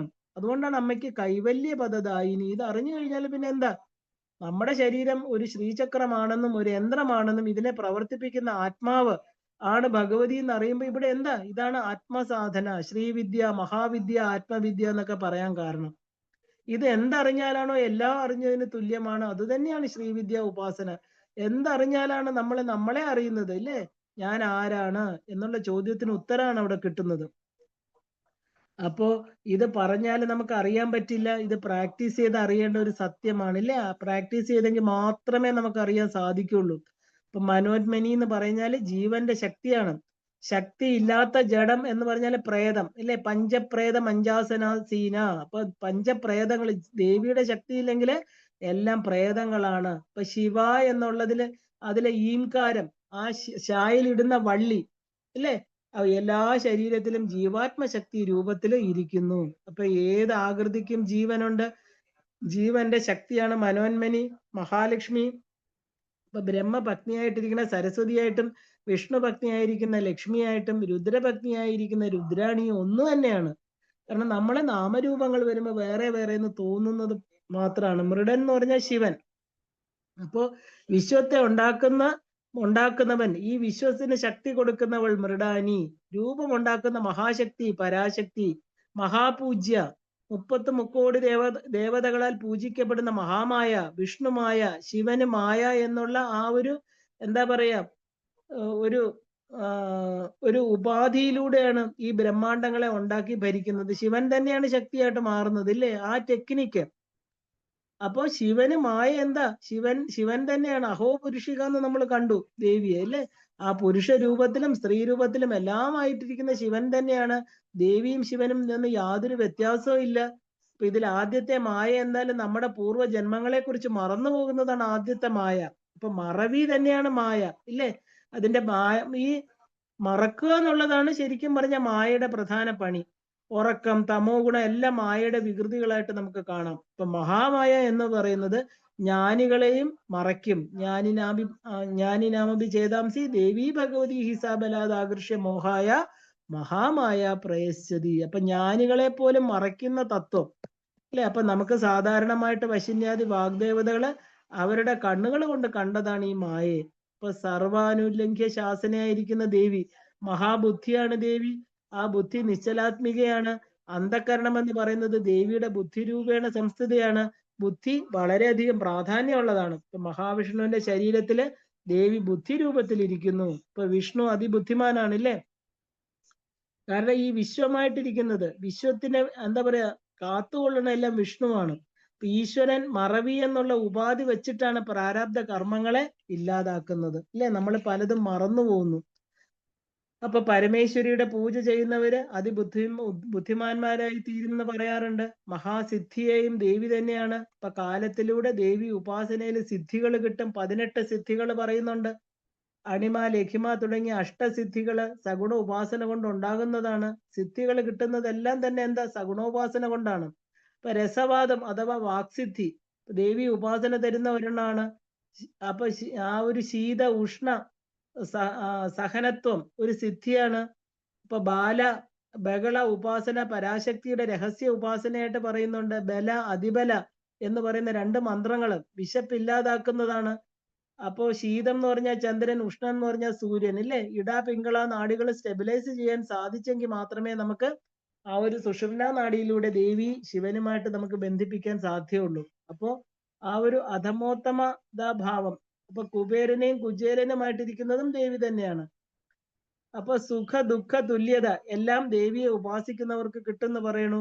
അപ്പോ ഒരു എന്താ പറയാ, കാന്തബല ബാഹുല്യം, ലോകത്തെ എന്തിനേയും അട്രാക്ട് ചെയ്യാനുള്ള കഴിവ്, നവാക്ഷരി, പഞ്ചദശി, ഷോഡശാക്ഷരി ജപിക്കുന്നവർക്കെല്ലാം തന്നെ ഈ ആകർഷണ ശക്തി ഉണ്ട് എന്ന് പറയാറുണ്ട്. അതാണ് ശക്തിയുടെ ബലം. ദേവി ഉപാസനയുടെ മഹത്വവും അതിന്റെ വിശേഷം അല്ലെ? ആ വിശോക അവസ്ഥയിൽ നമ്മളെ എത്തിക്കുക, ദുഃഖമില്ലാത്ത അവസ്ഥ. എന്ത് ദുഃഖങ്ങൾ വന്നാലും അത് അതിജീവിച്ചു പോകാനുള്ള കഴിവ്, ഇതെല്ലാം ദേവി ഉപാസന തരുന്നതാണ്. ഇപ്പൊ ജപം, ധ്യാനം, നിഷ്ഠ ഉള്ളവർക്ക് മാത്രമേ താൻ ജീവാത്മാവാണ് എന്നുള്ളൊരു തിരിച്ചറിവുണ്ടാകുന്നുള്ളൂ. അല്ലാത്തവർക്ക് കൃമികളെ പോലെ താൻ ആരെന്ന് പോലും അറിയാതെ ഈ ശരീരം വിട്ട് ഈ ഭൂമി വിട്ട് പോകേണ്ടതായിട്ട് വരും. അപ്പൊ യഥേഷ്ടചാരിത്വം, ഫ്രീ മോമെന്റ്, അതാണ് മഹായോഗീശ്വരേശ്വരി. മഹായോഗികൾക്ക് ഈശ്വരിയായിട്ടുള്ളവൾ. യമനിയമങ്ങൾ ആചരിക്കുന്നവരെയാണ് നമ്മൾ യോഗി എന്ന് പറയുന്നത്, യോഗികൾ എന്ന് പറയുന്നത്. അപ്പൊ നിർവികൽപ്പ സമാധി അടഞ്ഞവര്, അവരുടെ ഈശ്വരി സഗുണ ഉപാസനയിലൂടെ മഹായോഗിയായിട്ട് തീരാൻ സാധിക്കും എന്ന് പറയുന്നു. മഹാതന്ത്ര, തന്ത്രത്തിലെ കുളാർണവ തന്ത്രമാണ് വളരെ പ്രശസ്തമായിട്ടുള്ളത്. ശിവൻ കാളിയോട് പറയുന്നുണ്ട്, തന്ത്രം കൂടുതൽ പ്രധാനം ക്ഷേത്രങ്ങളിലാണ്. വിഗ്രഹം വിശേഷമായിട്ട് പൂജിക്കപ്പെടേണ്ടതാണ്. പൂജിക്കപ്പെടുന്നവൻ, പൂജ കിട്ടുന്ന വിഗ്രഹം, ഇത് കാണുന്ന ക്ഷേത്രത്തിലെ എത്തുന്നവർ അല്ലെ? അപ്പൊ ആ ഒരു എന്താ പറയാ, ശരിക്കും പറഞ്ഞാൽ ഈ ഡിവിനിറ്റി അല്ലെങ്കിൽ ഈ ഡിവൈൻ പവർ എന്ന് പറയുന്നത് എല്ലാം ഇരിക്കുന്നത് പേരിലാണ്. ആ ഒരു പേരെന്ന് പറഞ്ഞാൽ എന്താ? മന്ത്രം. ശരിക്കും പറഞ്ഞാൽ മന്ത്രം, അതിന്റെ ആ ഒരു രൂപങ്ങള് തന്ത്രം. ഇപ്പൊ മുദ്ര, പിന്നെ അതിന്റെ ഡിവൈസ്, അതായത് യന്ത്രം. അപ്പൊ ഇതെല്ലാം തന്നെ ഒരു ശക്തി ഉപാസകൻ അറിയണം. നമ്മള് എന്താ പറയാ, അത് ശരിക്കും പറഞ്ഞാൽ ആബ്സല്യൂട്ട് ബ്രഹ്മമാണ്, അത് പൂർണ്ണമായിട്ട് പരബ്രഹ്മ തത്വമാണെന്ന് അറിഞ്ഞെങ്കിൽ മാത്രമേ നമുക്ക് വിഗ്രഹത്തെ പൂജിക്കുന്നതുകൊണ്ടുള്ള ഫലം കിട്ടുള്ളൂ. അപ്പൊ വിഗ്രഹത്തെ പൂജിക്കുന്നതിന്റെ ഉള്ളിലെ വിശേഷ ശക്തി ഉണർന്നിരിക്കണം. ഇപ്പൊ കോവിൽ പ്രതിഷ്ഠയെ നമ്മൾ 71 ദ്രവ്യങ്ങൾ കൊണ്ട് പൂജ ചെയ്യണമെന്ന് തന്ത്രശാസ്ത്രം പറയുന്നുണ്ട്. ദേവിയെ 64 കോടി, അതായത് 640 മില്യൺ യോഗിനി ഗണദേവതകൾ പൂജ ചെയ്യുന്നുണ്ട്. കാരണം 8 × 8 64, 64 × 1 ലക്ഷം, അതായത് 64 ലക്ഷം. അതാണ് ചതുഷ്ഷഷ്ടി കോടി യോഗിനി ഗണദേവിത. ഇപ്പൊ ദേവിക്ക് ജ്ഞാനവൈരാഗ്യ സിദ്ധ്യർത്ഥം, ദേവിക്ക് ജ്ഞാനവൈരാഗ്യങ്ങൾ കിട്ടാൻ എന്താ കൊടുക്കുന്നത്? പഴവും തേനും പൂജിക്കണം എന്ന് പറയാറുണ്ട്. കാരണം ദേവിയെ പൂജിച്ച 12 ദേവി ഉപാസകര്, അതായത് ദേവി മന്ത്രത്തിലൂടെ ദേവിയെ സാക്ഷാത്കരിച്ചവര് 12 പേരാണ്. അത് മനു, ചന്ദ്രൻ, കുബേരൻ, ലോപാമുദ്ര, മന്മഥൻ, അഗസ്ത്യൻ, അഗ്നി, സൂര്യൻ, ഇന്ദ്രൻ, സ്കന്ദൻ, ശിവൻ, ക്രോധഭട്ടാരകൻ. ഇങ്ങനെ 12 പേരാണ് ദേവിയെ എന്താ പറയാ മന്ത്രത്തിലൂടെ പൂജിച്ച് ഈ പറയുന്ന തന്ത്ര ഉപാധികളെല്ലാം ഉപയോഗിച്ച് ദേവിയെ ആ ഒരു പൂർണ്ണമായിട്ട് സാക്ഷാത്കരിച്ചവര്. അപ്പൊ ദേവിക്ക് എന്താ പറയാ ബാഹ്യപൂജയുണ്ട്, ആന്തരികമായിട്ടും പൂജകൾ ചെയ്യാം, എങ്ങനെ വേണമെങ്കിലും ചെയ്യാം. എന്തും ദേവിക്ക് അർപ്പണം ചെയ്ത് കഴിക്കണം എന്ന് പറയുന്നത് അതുകൊണ്ടാണ്. ഉള്ളിലിരിക്കുന്ന അമ്മയാണ് പൂജിക്കുന്നെങ്കിൽ നമ്മൾ കൊടുക്കുന്ന ഭക്ഷണം എല്ലാം ദേവിക്ക് അർപ്പിക്കണം. ഇപ്പൊ ജീവശക്തിയും പ്രാണശക്തിയും, അതായത് ജീവൻ ആദ്യം പോകും, പിന്നെയാണ് പ്രാണൻ പോകുന്നത്, അല്ലെ? ഏത് ഭക്ഷണം കഴിക്കുമ്പോഴും അത് ശരീരത്തിൽ ഇരിക്കുന്ന ദേവതയ്ക്ക് അർപ്പിച്ച് കഴിക്കുമ്പോൾ ശരീരത്തിലെ എല്ലാ ശക്തികളും വർദ്ധിക്കുന്നു പറയുന്നു. ഇപ്പൊ മഹായന്ത്രങ്ങള് ആ പറയുന്ന പൂജാ ചക്രം അഥവാ ശ്രീചക്രം, പത്മചക്രം, അമൃത കഠം, മേരു, ശിവലിംഗം, ഇതെല്ലാം തന്നെ മഹായന്ത്രങ്ങള്. അതിലെല്ലാം തന്നെ നമുക്ക് ദേവിയെ പൂജിക്കാം. ഇപ്പൊ തന്ത്രത്തിലെ ഏറ്റവും വലുതെന്ന് പറയുന്നത് സ്വാതന്ത്ര്യമാണ്, അല്ലെ? അപ്പൊ ആ ഒരു സ്വതന്ത്ര തന്ത്രം, അതിനെയാണ് നമ്മൾ ശ്രീവിദ്യ തന്ത്രം എന്ന് പറയുന്നത്. മന്ത്രം എന്ന് പറയുന്നത് ശ്രീവിദ്യയാണ്. യന്ത്രം എന്ന് പറയുന്നത് ആ ഒരു സിദ്ധ വജ്ര, അതായത് ആ ഒരു എന്താ പറയാ സിദ്ധ വജ്ര ശക്തി കൊണ്ട് ആ ഒരു സിദ്ധി നമുക്ക് ലഭിക്കുന്നത് അങ്ങനെയാണ്. പൂജാ സങ്കേതത്തിലെ പ്രധാനപ്പെട്ട ഇവയെല്ലാം തന്നെ എല്ലാ ചക്രങ്ങളിലും 30 മുക്കോടി ദേവതകൾ പ്രതിഷ്ഠ ഉണ്ടെന്ന് പറയണു. നമ്മുടെ ശരീരത്തിലും ഇവരുണ്ട്. നഖം മുതൽ ഉച്ചൻ തല വരെ നമുക്ക് ഇത്രയും ദേവതകളും നമ്മുടെ ശരീരത്തിൽ ഉണ്ട്. അവരെല്ലാം ഉറങ്ങിക്കിടക്കണമെന്നാ പറയുന്നത്. മന്ത്രശക്തി കൊണ്ട് അവരെ ഉണർത്തണം. പ്രപഞ്ചത്തിന് ഒരു ശരീരമുണ്ട്, ഭൂതശരീരം. അതിലും എല്ലാ ദേവതകളെയും പ്രതിഷ്ഠ ചെയ്തിട്ടുണ്ട്. അതുകൊണ്ടാണ് നമ്മൾ ഭാരതത്തിലെ വസുദൈവ കുടുംബകം എന്ന് പറയുന്നത്. എല്ലാം ഉറങ്ങിക്കിടക്കും, പക്ഷെ എന്താ വേണ്ടത്? നമ്മൾ അവരെ ഉണർത്തണം. ആസനങ്ങൾ 36 പറയുന്നുണ്ട്. 1,00,000 ആസനങ്ങൾ ഉണ്ടെന്ന് പറയാറുണ്ട്. ശിവന് മാത്രം ഇത്രയും ആസനങ്ങൾ ചെയ്യാൻ പറ്റുള്ളൂ. 84 ലക്ഷം ആസനങ്ങൾ 84 ലക്ഷം ജീവികളും ഉണ്ട്. ഓരോ ജീവിയുടെയും അതായത് ആസനങ്ങൾ വേറിട്ടതാണ്. ഇത് ശിവന് മാത്രമേ അറിയാവൂ. കാരണം എന്താ? ശിവൻ ജീവനായിട്ട് ഓരോന്നിന്റെ ഉള്ളിൽ ഇരിക്കുന്നതുകൊണ്ട്. ഇപ്പൊ എല്ലാ ജഡവും ശിവമാണ്. ഇപ്പൊ ആ ഒരു ജഡാജൂഢധാരിയാണ് ഭഗവാൻ, ഇല്ലേ? പരമേശ്വരൻ ജഡത്തെ ധരിക്കുന്നവൻ. ഇപ്പൊ മന്ത്രങ്ങളിലും ജഡമുണ്ട്. ഈ ഒരു ജ്ഞാനം വിറ്റ് പണം വാങ്ങുന്ന ഒരേ യുഗത്തിനെയാണ് നമ്മൾ കലിയുഗം എന്ന് പറയുന്നത്. നമ്മുടെ ജ്ഞാനം മാത്രം നമുക്ക് ആ ഒരു ഫിക്സഡ് ഡെപ്പോസിറ്റ് ആയിട്ട് ഉള്ളൂ. കാരണം നമുക്ക് കൊണ്ടുപോകാൻ, ശരീരം ഉപേക്ഷിക്കുമ്പോൾ കൊണ്ടുപോകാനായിട്ടുള്ളതാണത്. ഒന്നും അത് വേസ്റ്റ് ആവുന്നില്ല. നമ്മുടെ എനർജി എല്ലാം തന്നെ നമ്മുടെ ഉള്ളിൽ കയറും. അത് ഒരിക്കലും എന്താ പറയാ ഇല്ലാതാക്കാൻ ആർക്കും സാധ്യമല്ല. Energy can be neither created or destroyed എന്ന് നമ്മൾ പഠിച്ചിട്ടുണ്ട്, അല്ലേ? അപ്പൊ നമ്മുടെ ജീവനാകുന്ന ചിപ്പിയിൽ ഉള്ളതെല്ലാം തന്നെ ലേഖനം ചെയ്യപ്പെട്ടിട്ടുണ്ട്. ഒരിക്കലും നശിക്കാത്ത അറിവ്.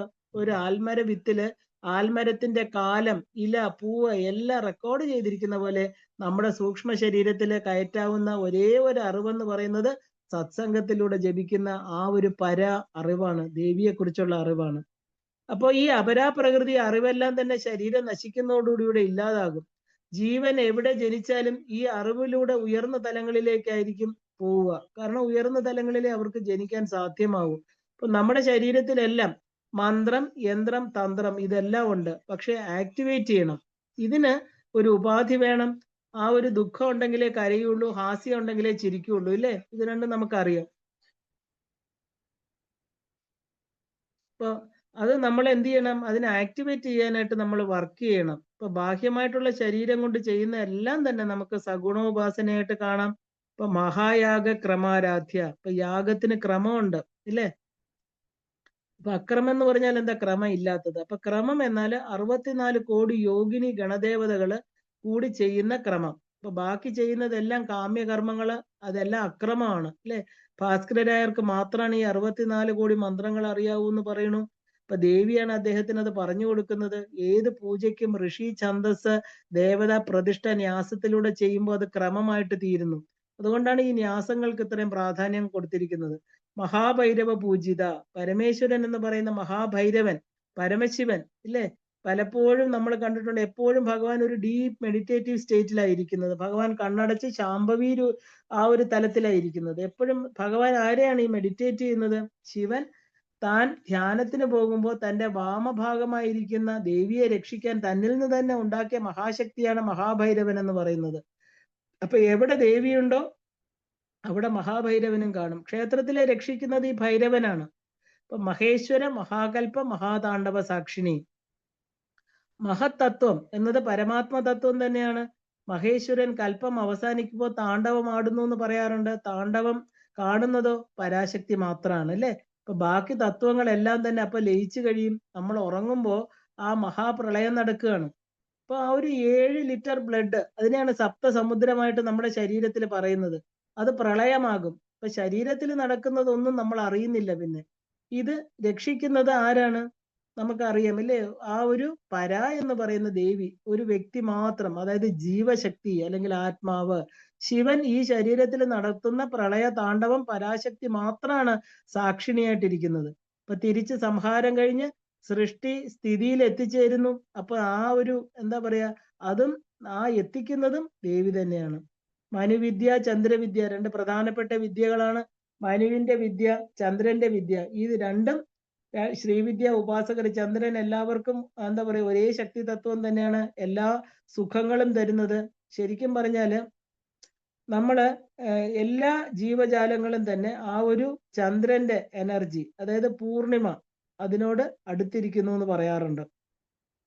മന്ത്രം ജപിക്കുമ്പോൾ അർത്ഥം അറിഞ്ഞ് ജപിക്കുക മാത്രമല്ല, അതെന്താ പറയാ, നമുക്കൊരു വളരെ നിശ്ചലാവസ്ഥ അല്ലെങ്കിൽ ഒരു ഹാർമോണിയസ് ഒരു നമ്മുടെ ശരീരത്തിലിരിക്കുന്ന എല്ലാ, അതായത് ചിന്തകള്, മനസ്സ്, പ്രവൃത്തി എല്ലാം തന്നെ വളരെ ശാന്തമായിട്ട് ഒരു ഇക്വിലിബ്രിയത്തില് ഉണ്ടാക്കാൻ കാരണം മന്ത്രങ്ങള് നമ്മുടെ ശരീരത്തിൽ ജപിക്കുമ്പോൾ ഒരുപാട് ഹോർമോൺസിനെ ആക്ടിവേറ്റ് ചെയ്യും.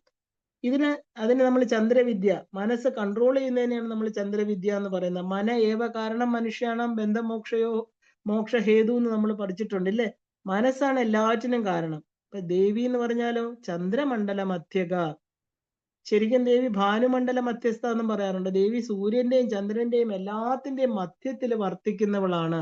ഇപ്പൊ പൗർണമിക്ക് ചന്ദ്രമധ്യത്തിൽ ദേവിയെ കണ്ട് ആ ഒരു തുറന്ന സ്ഥലത്തിരുന്ന് ചെയ്താല് മനസ്സിൽ നല്ല തെളിച്ചം കിട്ടുമെന്ന് പറയാറുണ്ട്. അമാവാസിക്ക് സൂര്യനുമായിട്ട് അടുക്കും. ആത്മകാരകൻ സൂര്യനാണ്. സൂര്യനോട് ചേർന്നിരിക്കുമ്പോൾ അമാവാസി ആണ്. മാത്രമല്ല ദേവി പത്മനയന, താമരപ്പൂവിന്റെ ഇതൾ പോലുള്ള കണ്ണോട് കൂടിയവളാണ് ദേവി. പത്മം എന്നാൽ വ്യൂഹം എന്നർത്ഥമുണ്ട്. കണ്ണ് നമ്മുടെ നിയന്ത്രണമില്ലാതെ സഞ്ചരിച്ചുകൊണ്ടേയിരിക്കും. ഇപ്പൊ സഗണ ഉപാസകർക്ക് അവരുടെ കണ്ണുകള് സദാ ഈശ്വര പൂജ നടത്തിക്കൊണ്ടിരിക്കണം. കാരണം എന്താ? കാണുന്നത് എല്ലാത്തിലും ഈശ്വരനെ കാണണം. കാണുന്ന പ്രതീകങ്ങളെല്ലാം അതിൽ അമ്മയെ കാണണം. ഇവിടെ രണ്ടേ ഉള്ളൂ, എന്താണ്? ശിവനും ശക്തിയും മാത്രം, അല്ലെ? അച്ഛനും അമ്മയും മാത്രം. ഈ പ്രപഞ്ചത്തിൽ എല്ലാമായിട്ടിരിക്കുന്നത് അവര് തന്നെയാണ്. അതുകൊണ്ടാണ് ശങ്കരാചാര്യ സ്വാമികൾ പറയുന്നത്, ഇത് അറിയുന്നെങ്കിലും അന്നപൂർണേ സദാപൂർണേ ശങ്കരപ്രാണവല്ലഭേ ജ്ഞാന വൈരാഗ്യ സിദ്ധ്യർത്ഥം ഭിക്ഷാം ദേഹീജ പാർവതി. അമ്മയോട് ചോദിക്കുന്ന ഭിക്ഷ എന്താ? ഈ സത്യത്തെ അറിയാൽ. ശിവനും ശക്തിയും അല്ലാതെ ഇവിടെ ഇല്ല. നമ്മൾ എപ്പോഴും സദാ നമ്മുടെ കണ്ണുകൾ എന്തിനാ തിരഞ്ഞ് ഇനി എന്ത് ഇങ്ങനെ അന്വേഷിച്ച് നടക്കണം നമ്മുടെ കണ്ണുകളിലെ. ഈ സത്യത്തെ അറിഞ്ഞു കഴിഞ്ഞാൽ കണ്ണടച്ച് നമ്മുടെ ഹൃദയ പത്മത്തില് നമ്മുടെ ആ ഒരു ശിവശക്തി ഐക്യ രൂപത്തെ കണ്ടാല് ഹൃദയത്തിൽ നമുക്ക് സഗുണമായിട്ട് അമ്മയെ കാണാം. പഞ്ചപ്രേത മഞ്ചത്തിലിരിക്കുന്ന അമ്മയെ കാണണം. പാശ അങ്കുശങ്ങളോടുകൂടി പുഷ്പബാണങ്ങളും കരിമ്പ് വില്ലോടും കൂടി അമ്മയെ കണ്ട് ബ്രഹ്മാവിഷ്ണു രുദ്ര ഈശ്വര സദാശിവ സേവിതയായിട്ടിരിക്കുന്ന അമ്മയെ കണ്ട് നമുക്ക് നമസ്കരിക്കാം. ആ ശിരസിൽ നമുക്ക് കൈലാസത്തെ കാണാം, ശിവലിംഗത്തെ കാണാം. ശിവലിംഗം ഇല്ലേ, നാല് ഭാഗവും തുറന്നു കിടക്കുന്ന കൈലാസത്തിലെ ശിവനെ, ശിവലിംഗത്തിന്റെ ഉള്ളില് ശക്തിയും കണ്ട് നമുക്ക് നമസ്കരിക്കാം. അപ്പൊ നമ്മുടെ ഈ പറയുന്ന ശരീരം തന്നെയാണ് ക്ഷേത്രം. നമ്മൾ പുറത്തൊന്നും കാണുന്നില്ല. പുറത്ത് നമുക്ക് കാണേണ്ട ആവശ്യമില്ല. പുറത്ത് കണ്ടാലും എന്താ? സർവം ശക്തിമയം ജഗത്. ഈ ജഗത്തെല്ലാം ശക്തിയാണ്. ശിവനും ശക്തിയും മാറ്റർ ആൻഡ് എനർജി ആയിട്ടിരിക്കുന്നു. ഈ സത്യത്തെ അറിയുന്നവരെയാണ് നമ്മൾ ജ്ഞാനികൾ. ലളിതാ സഹസ്രനാമം തരുന്ന ഒരു അറിവ് ഈ സഗുണ ഉപാസനയിലൂടെ ദേവിയുടെ ഇത്രയും നാമങ്ങൾ, അതായത് ഇനി പഠിക്കാൻ പോകുന്ന നാമങ്ങളെല്ലാം തന്നെ ഈ ഒരു അറിവായിരിക്കും നമുക്ക് തരുന്നത്. ഇത് മുൻകൂട്ടി ഇതെല്ലാം മനസ്സിലാക്കിക്കൊണ്ട് വേണം ഇതിന്റെ നാമങ്ങളിലൂടെ നമ്മൾ സഞ്ചരിക്കാനായിട്ട്. അതുകൊണ്ടാണ് ഇതിനൊരു ആമുഖം പോലെ ഇത് പറയുന്നത്. നമുക്ക് ഈ പറയുന്ന എന്താ പറയാ അധ്യായം 8 എന്ന് പറയുന്ന സഗുണോപാസനയിലേക്ക് കടക്കുന്നതിന് മുമ്പ് ഇത്രയും കാര്യങ്ങൾ അറിഞ്ഞു വെക്കേണ്ടതായിട്ടുണ്ട്. ഇത് ഇന്നിവിടെ നിർത്തുകയാണ്. ഭക്തിം ഭാഗ്യം യശജ്ഞാതിം വിദ്യാബുദ്ധിം ശ്രിയംബലം ആയുഷ്യം മുക്തി ആരോഗ്യം ദേഹിമേ പരമേശ്വരി എന്ന് പറഞ്ഞുകൊണ്ട് എല്ലാം ആ പരമേശ്വരിയുടെ പാദത്തിൽ നമ്മുടെ ഹൃദയ പത്മത്തിലിരിക്കുന്ന നമ്മുടെ ആത്മാവായിട്ടിരിക്കുന്ന